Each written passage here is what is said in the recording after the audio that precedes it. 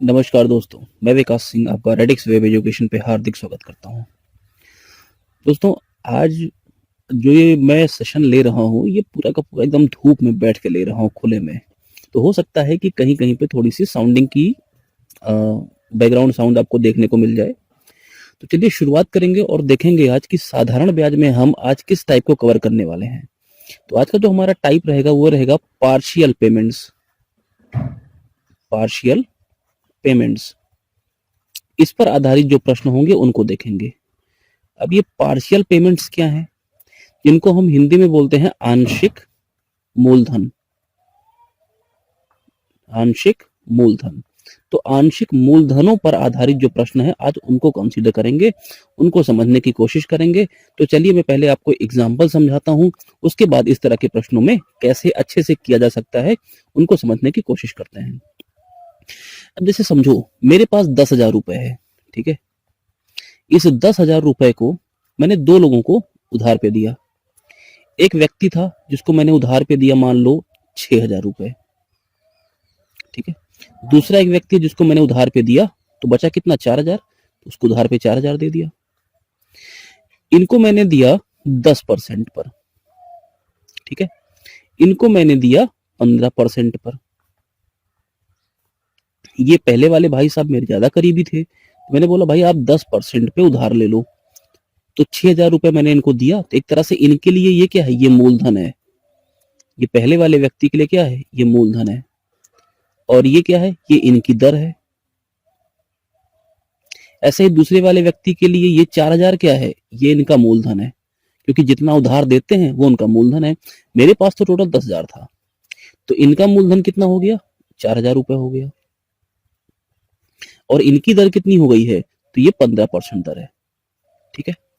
अब दोनों लोग को जब मैंने उधार दिया, तो ये लोग 1 वर्ष के बाद मुझे कुछ ब्याज देंगे और साथ में ये टोटल अमाउंट मुझे वापस मिलेगा।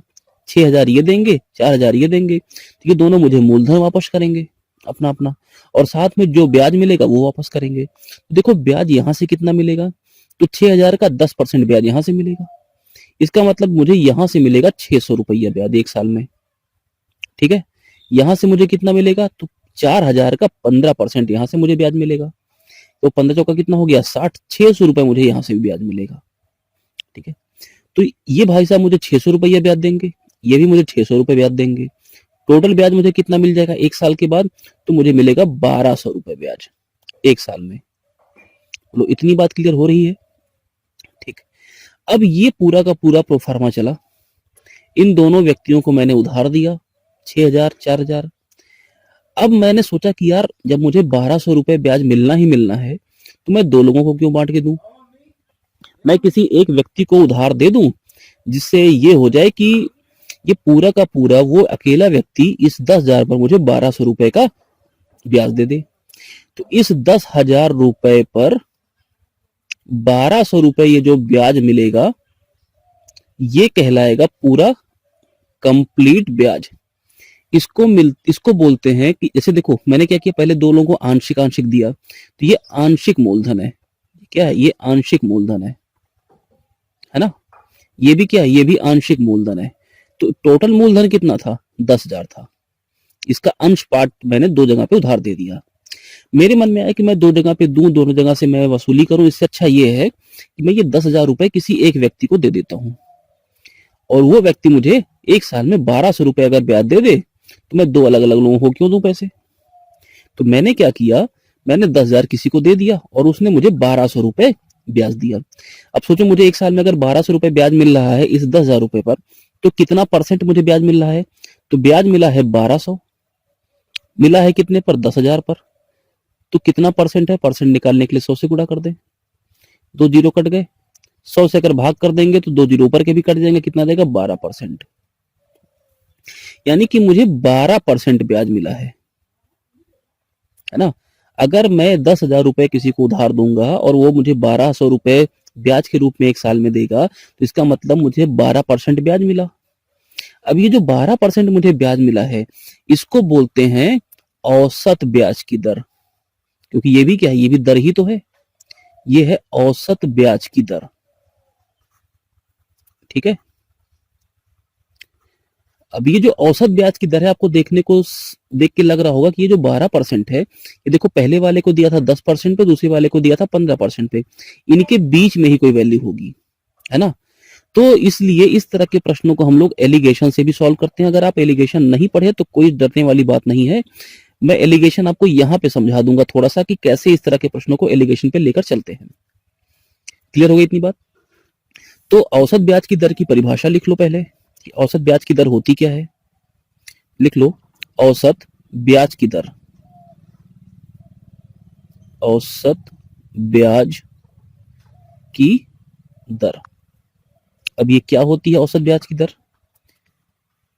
दो अलग अलग या दो से अधिक भिन्न भिन्न व्यक्तियों को आंशिक मूलधनों पर, दो या अधिक भिन्न भिन्न व्यक्तियों को आंशिक मूलधनों पर यदि कोई राशि उधार दी जाए, आंशिक मूलधनों पर यदि कोई राशि उधार दी जाए तो कुल जितना ब्याज प्राप्त होता है, कुल जितना ब्याज प्राप्त होता है, यदि वही ब्याज संपूर्ण मूलधन पर, यदि वही ब्याज संपूर्ण मूलधन पर, यदि वही ब्याज संपूर्ण मूलधन पर जिस दर पर प्राप्त हो, जिस दर पर प्राप्त हो, उसे हम औसत ब्याज की दर कहते हैं। बात समझ में आ रही है? यानी एवरेज रेट ऑफ इंटरेस्ट इसी को बोलते हैं, एवरेज रेट ऑफ इंटरेस्ट इसी को कहते हैं। क्लियर है? तो मेरे ख्याल से इतना फंडा आपको आंशिक वाला समझ में आ गया होगा। प्रश्न पे मत जाओ, भी प्रश्न मैं सॉल्व करा रहा हूं, कैसे करते हैं वो मैं दिखाऊंगा भी आपको। कंसेप्ट समझ में आ गया हो तो आगे बढ़ते हैं। ठीक है, चलो अब देखो पहला प्रश्न ये दिया है, एक दुकानदार है जिसने 4,000 रुपए को 8% और 12% की दर से दो भागों में उधार दिया है।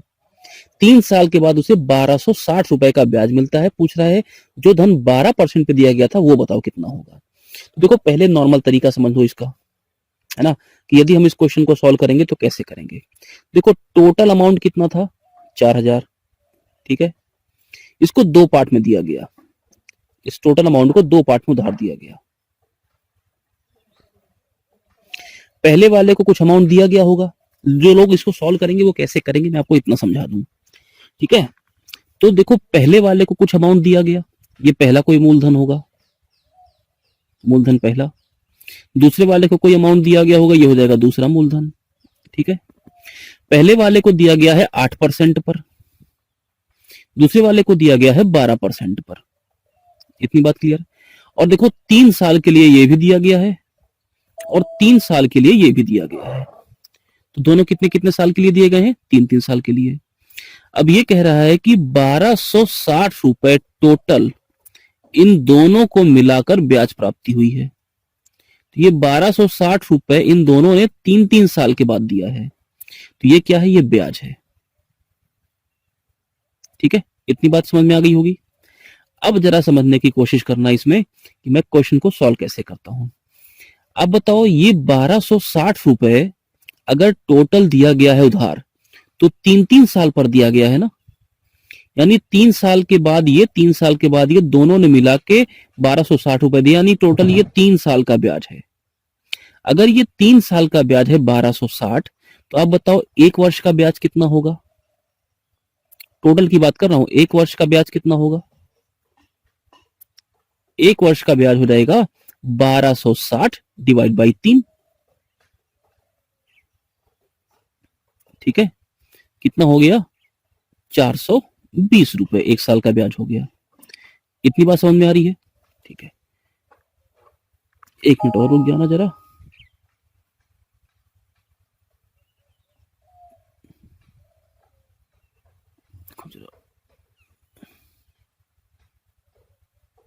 ठीक है, चलो देखो कहां तक पहुंच गए थे हम लोग। हाँ, ये 420 रुपए हमें एक साल में ब्याज मिल गया है।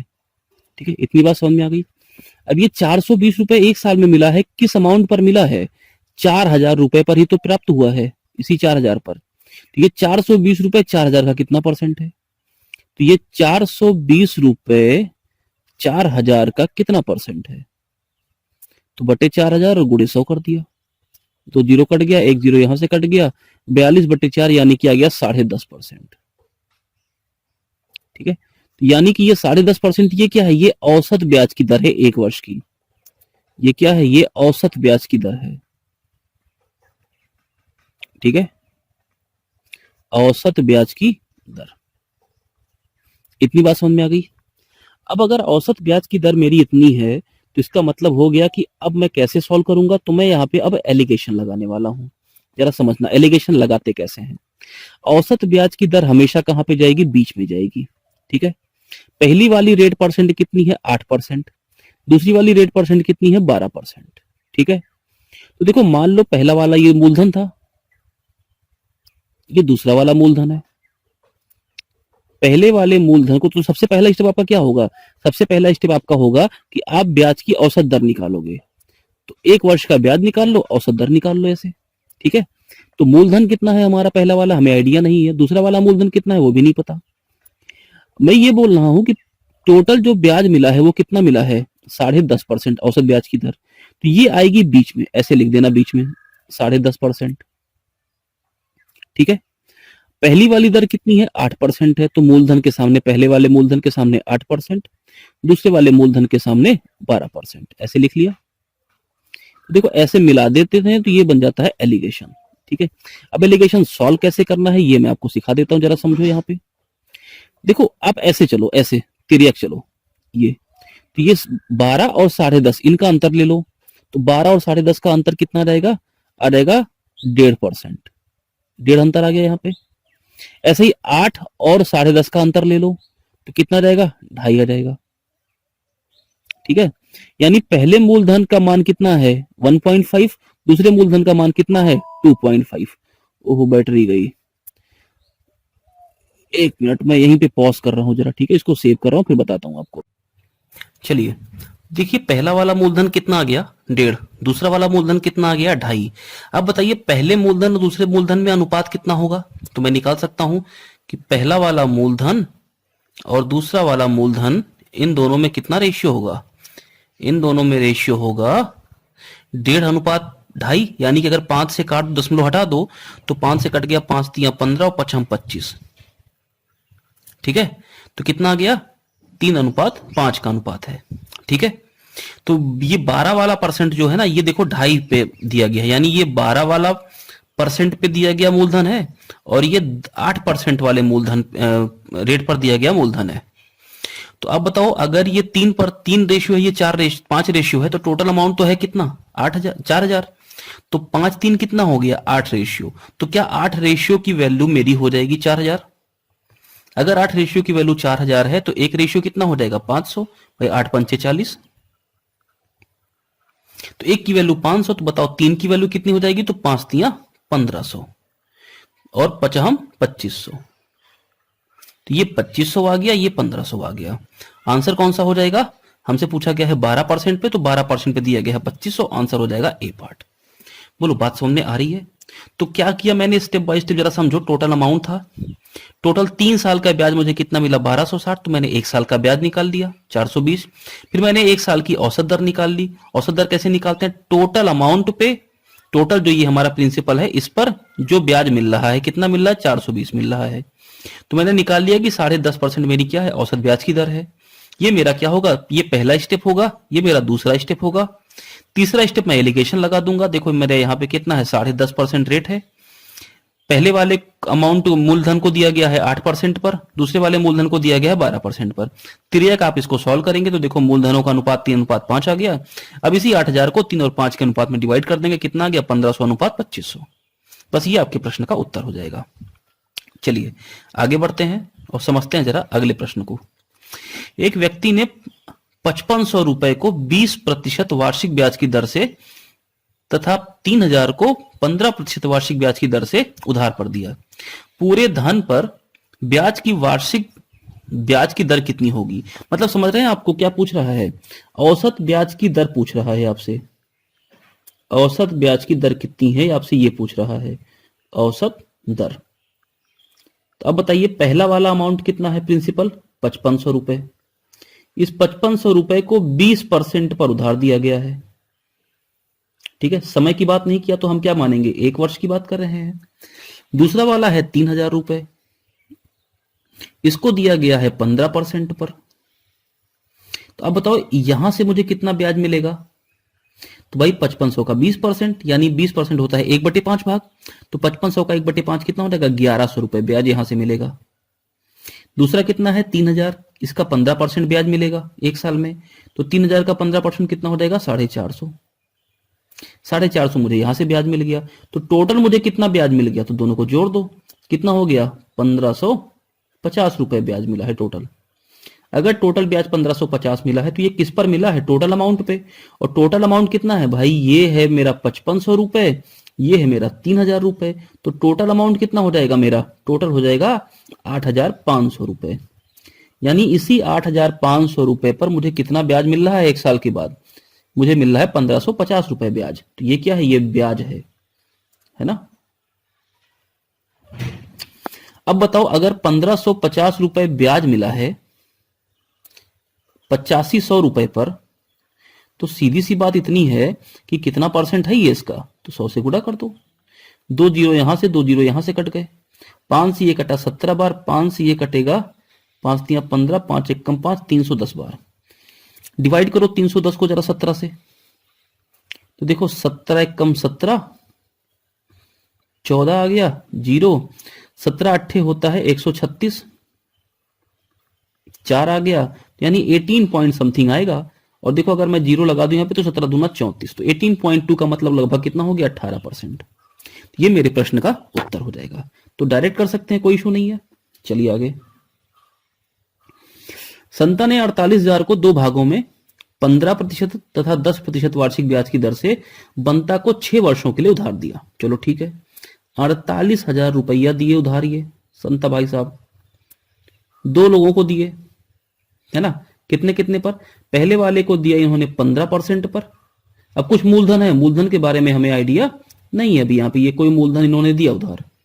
इनको दिया इन्होंने 10% पर, इनको कुछ भाग दे दिया। और ये कह रहा है कि संता, और कितने साल के लिए दिया, 6-6 वर्ष के लिए। इनको भी 6 साल के लिए दे दिया, इनको भी 6 साल के लिए दे दिया। और कह रहे हैं कि टोटल जो ब्याज मिला वो कितना मिला, इन दोनों को मिलाकर 37,800 रुपए ब्याज मिला। तो आप ये बताइए, ये 37,800 रुपए जो ब्याज है, ये 6 साल का ही तो है दोनों का। तो मैं यहां से निकाल लूं कि 1 वर्ष का ब्याज कितना है, 1 वर्ष का ब्याज कितना है। तो कुछ करने की जरूरत नहीं है, 6 से भाग कर दिए, 6 36 और 6 3 18, 6300 रुपए 1 साल का ब्याज हो गया। ऐसे तो करते हैं। अब मैं क्या निकालने चल रहा हूं, मैं निकालने चल रहा हूं ब्याज की औसत दर। तो बताओ ये 6300 रुपए अगर टोटल ब्याज मिला है, तो मैं ये बोल सकता हूं कि ये 48,000 रुपए पर ही मिला होगा। तो औसत ब्याज की दर कितनी हो जाएगी, दूसरा स्टेप, औसत दर अगर मैं निकालूं तो ये कितनी हो जाएगी, ये हो जाएगी 6300 रुपए ब्याज मिला है, 48,000 रुपए पर मिला है। परसेंट निकालने के लिए 100 से गुणा कर देते हैं। तो 2 जीरो यहां से, 2 जीरो यहां से कट गया, 1 1 जीरो यहां से कट गया। और अगर मैं इसको डिवाइड कर दूं तो ये देखो आ जाएगा 105/8, 6 से मैंने भाग कर दिया बटे 8। तो ये मेरी औसत दर आ गई, काटने की जरूरत नहीं है परसेंट में, ऐसे निकाल लो भिन्नों के रूप में। ठीक है, अगर मुझे औसत दर मिल गई है तो मैं अनुपात निकाल सकता हूं कि पहला मूलधन कितना है, दूसरा मूलधन कितना है। इसके लिए मैंने आपको सिखाया एलिगेशन। ठीक है, एलिगेशन पे आओ। देखो पहला वाला मूलधन जो है उसको कितने परसेंट पर दिया गया है, 15% पर। ठीक है, दूसरा वाला जो मूलधन है इसको कितने परसेंट पर दिया गया, तो इसको 10% पर दिया गया है। ब्याज की औसत दर कितनी है, 105/8% है। ये हो गया मेरा एलिगेशन। ठीक है, अब जरा समझना, बटे 8 है ना, तो जब मैं डिफरेंस लूंगा तो मैं एक काम कर सकता हूं, मैं इन पूरे तीनों पार्ट में 8 से अगर गुणा कर दूं तो मेरा काम तब भी हो जाएगा, फ्रैक्शन हट जाएगा। देखो 8 से गुणा करेंगे तो ये हट जाएगा, इसमें 8 से गुणा कर देंगे तो ये हो जाएगा 120, इसमें 8 से गुणा कर देंगे तो ये हो जाएगा 80। ठीक है, तो कैलकुलेशन आसान हो गई। अब मैं तिर्यक इनका डिफरेंस लेता हूं, जैसे मैंने आपको बताया। देखो 80 और 105 का डिफरेंस कितना हो जाएगा, ऐसे चलोगे ना आप, ऐसे 80 और 105 का डिफरेंस कितना हो जाएगा, 25। और 120 और 105 का डिफरेंस कितना हो जाएगा, तो आप बोलोगे 15। यानी पहला मूलधन कौन सा, जो 15% पर दिया गया है, दूसरा मूलधन कौन सा, तो 10% पर दिया गया है। तो दोनों में अनुपात कितना आ गया, तो ये वाला मूलधन जो आ गया 25 और ये वाला आ गया 15। तो मैं अगर काट दूं तो ये 5 मूलधन है और ये 3 मूलधन है, 5:3 के अनुपात में आ गया। क्यों भाई? लेकिन प्रश्न ने कुछ और पूछा है कि बताओ 15% तथा 10% के ब्याज में अनुपात कितना होगा। तो बताओ इसका मूलधन कितना है, 5, इसका मूलधन कितना है, 3। अब चूंकि हमसे अनुपात पूछा है तो मुझे एग्जैक्ट अमाउंट चाहिए ही नहीं कि कितना एग्जैक्ट अमाउंट है, तो इसको निकालने में समय व्यतीत मत करना। देखो ये 5 रुपए उधार दिया गया, 15% पर दिया गया, तो 6 वर्ष के लिए दिया गया। तो ये 5 रुपए उधार दिया गया, 15% पर दिया गया और 6 साल के लिए दिया गया, और बटे 100। भाई मूलधन गुणे दर गुणे समय बटे 100, इतना ब्याज यहां से मिलेगा। दूसरा वाला है वो 3 रुपए उधार दिया गया, 10% पर दिया गया और 6 साल के लिए दिया गया। तो मूलधन गुणे दर गुणे समय बटे 100, ये देखो 0 0 कट गया। देखो 15 से ये कटेगा 30 2 बार, है ना। तो ये 6 से 6 कट गया, तो कितना आ गया, ये बचा 5, ये बचा 2, आ गया 5:2। गलती लोगों से क्या होती है, वो ये वाला अनुपात 5:3 निकाल के पहले वाले को टिक कर देते हैं। ये तो मूलधनों का अनुपात है, लेकिन क्वेश्चन ने क्या पूछा है, ब्याज में अनुपात। तो मेरे ख्याल से इतनी बात समझ में आ गई। मैं फिर से बता रहा हूं, पहला स्टेप क्या होगा, 1 साल का ब्याज निकालिए। दूसरा स्टेप क्या होगा, औसत दर निकाल लीजिए। तीसरा स्टेप क्या होगा, एलिगेशन निकाल लीजिए। बस आपको दोनों में अनुपात मिल जाएगा। 3 स्टेप में आपका सारा काम खत्म। अब देखो 10,000 की राशि का कुछ भाग 8% पर तथा शेष भाग 10% पर उधार दिया गया। अब देखो डायरेक्ट क्वेश्चन है, कह रहा है कि औसत वार्षिक जो दर है वो कितनी है, 9.5%, ये परसेंट में है। तो दोनों भाग कितने हैं, आराम से कर सकते हो आप। ये पहला मूलधन, ये दूसरा मूलधन, ठीक है। पहला वाला भाग कितना है, 10%, 8% पर दिया गया है। दूसरा वाला भाग 10% पर दिया गया है। टोटल जो आएगा औसत दर वो बीच में आ जाएगी, इसलिए 9.2% है। ये आपका एलिगेशन हो गया यहां से। चलो इन दोनों का डिफरेंस कितना हो जाएगा, तो 9.2 और 10 का डिफरेंस कितना, 0.8। 8 और 9.2 का डिफरेंस कितना, 1.2। दोनों मूलधनों में अनुपात कितना है, तो 4 से काट दो, दशमलव हटा दो, 4 दूना 8 और 4 तिया 12, यानी मूलधनों में अनुपात आ जाएगा 2:3 का अनुपात आ जाएगा। अब अगर 2:3 का अनुपात है तो सीधी सी बात है भाई, यहां पे तो औसत दर हमें दे ही रखी थी, तो हमें निकालने की जरूरत ही नहीं पड़ी। अब आप टोटल पैसा जो 10,000 रुपए है उसको 2 और 3 के अनुपात में डिवाइड कर दीजिए। तो देखो ये जो 8 वाला है ये 2 अनुपात है, 8% वाला 2 अनुपात है, और ये 12% वाला है। तो अब देखो अगर मैं बोलूं आपसे, ये 3 2 कितना हो गया, 5 रेशियो। 5 की वैल्यू कितनी है, ये 10,000। तो 5 की वैल्यू 10,000, तो 1 की वैल्यू कितनी हो जाएगी, 5 दूना 10, 2,000। तो 2 की वैल्यू कितनी हो जाएगी, ये हो जाएगी 4,000, तो ये हो जाएगी 6,000। बताओ 4,000 6,000 ये आ गया, ये मेरा आंसर है। अरे समझ में आ रही बात? चलो आगे बढ़ते हैं। कोई व्यक्ति 5,000 की राशि को का कुछ भाग 4% पर और शेष भाग 5% पर उधार दे रहा है। टोटल अमाउंट कितना है, 5,000। दो हमारे पास प्रिंसिपल हो गए, पहला प्रिंसिपल दूसरा प्रिंसिपल।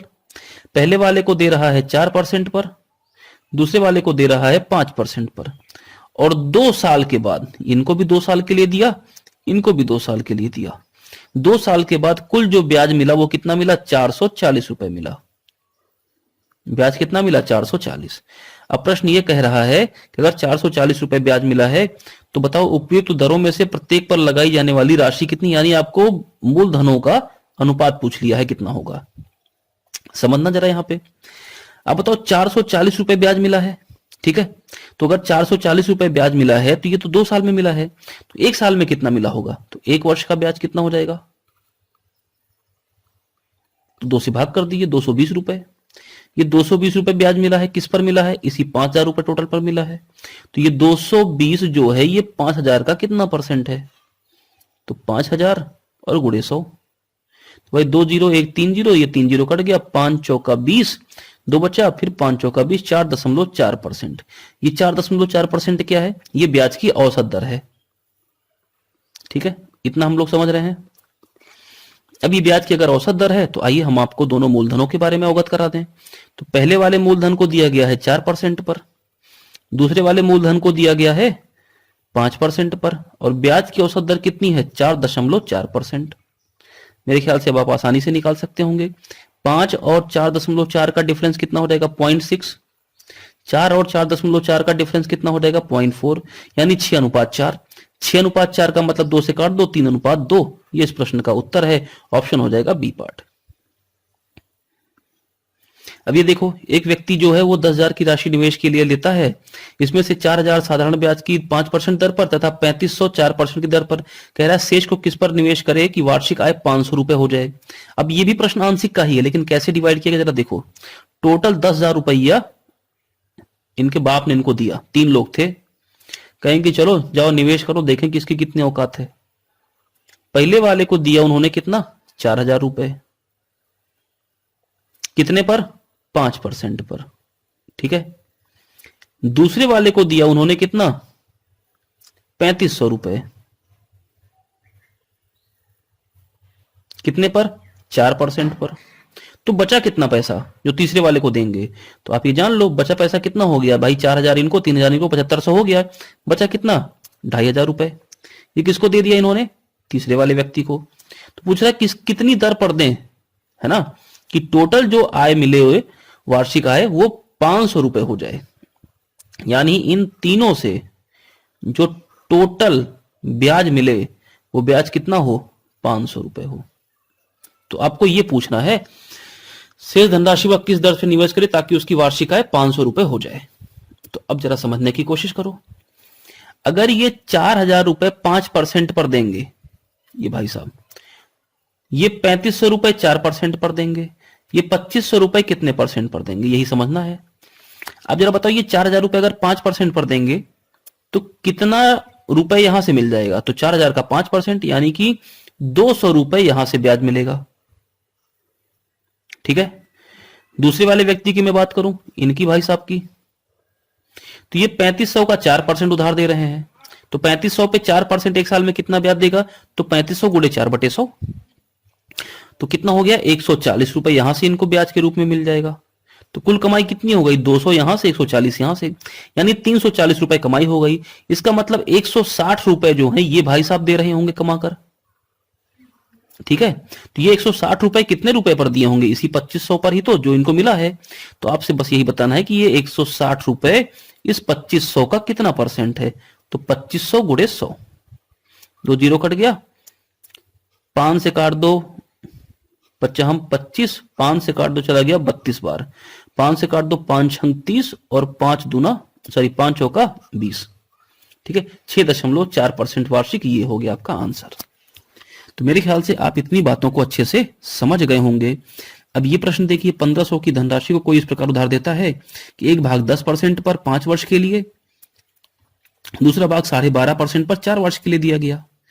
तो अब देखो दोनों अलग अलग हैं, तब कैसे करोगे, अभी तक तो वर्ष सेम थे, तो कुछ करने की जरूरत नहीं है। देखो पहले वाले मूलधन की अगर हम बात करें तो पहले वाला मूलधन कितना है 10.5% पर 5 वर्ष के लिए, और दूसरा वाला क्या है 12.5% पर 4 वर्ष के लिए। तो ये अगर पहला वाला मूलधन है तो इससे ब्याज कितना मिलेगा 10% का 5 वर्ष के लिए कितना हो जाएगा 50%, या वैसे बोल दो मूलधन गुणे दर गुणे समय और बटे 100। ये पहले वाले से प्राप्त ब्याज है, ये बराबर है किसके दूसरे वाले से प्राप्त ब्याज, यानी मूलधन दूसरा वाला गुणे दर कितनी है 12.5% और गुणे 4 वर्ष के लिए दिया गया है और बटे 100, ये दोनों कट गए। देखो ये 10 पचे कितना हो गया 50 और 12.5 इंटू 4 कितना हो गया 50, यानी पहला मूल मतलब ये दोनों पूरे के पूरे कट गए। तो बताओ पहला मूलधन जो है वो दूसरे वाले मूलधन के बराबर ही तो आ गया कि नहीं आ गया, यानी कि 1,500 को दोनों ने 2 बराबर भागों में बांट दिया है। तो बताओ पहला वाला मूलधन कितना हो जाएगा 750 रुपए, दूसरा वाला भी कितना हो जाएगा 750 रुपए, दोनों ही कितने हो जाएंगे 750 हो जाएंगे कि नहीं हो जाएंगे। तो आपका आंसर क्या है सी पार्ट है। तो मेरे ख्याल से ये आंशिक मूलधन वाला पार्ट आपको अच्छे से समझ में आ गया होगा। तो इसको एक बार अच्छे से करिए, फिर हम लोग आगे बढ़ेंगे और दरों में अंतर वाले प्रश्नों को सॉल्व करेंगे। तो आज के लिए इतना रखते हैं, फिर मिलते हैं नए सेशन में, तब तक के लिए धन्यवाद।